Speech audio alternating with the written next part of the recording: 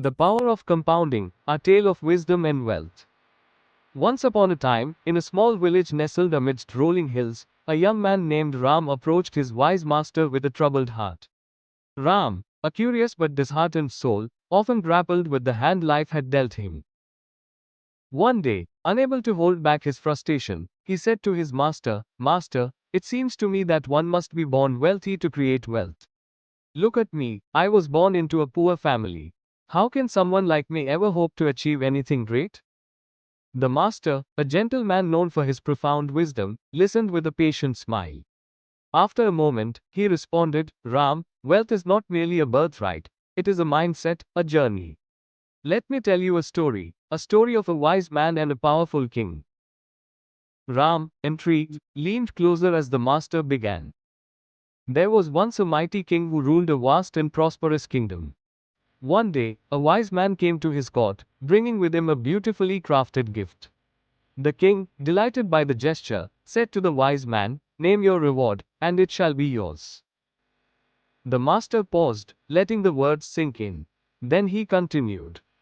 The wise man, ever humble, bowed deeply and replied, "Your Majesty, I do have a request, but I fear you may not be able to fulfill it." The king, offended by the suggestion, said, "There is nothing in my kingdom that I cannot give. Speak your wish." And so, the wise man made his request. "All I ask, your Majesty, is for a chessboard. On the first square, place 1 grain of rice. On the second square, 2 grains. On the third, 4 grains. And so on, doubling the grains on each square until the board is filled." At this, the king laughed. "Such a small request. Surely, you jest. Your wish is granted."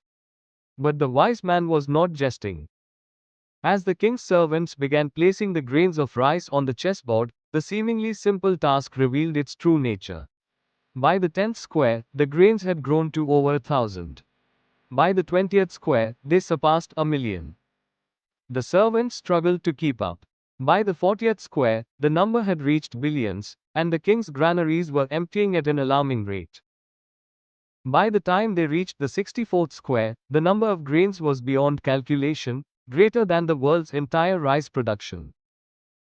The king, overwhelmed and humbled, bowed his head before the wise man. He had underestimated the power of exponential growth.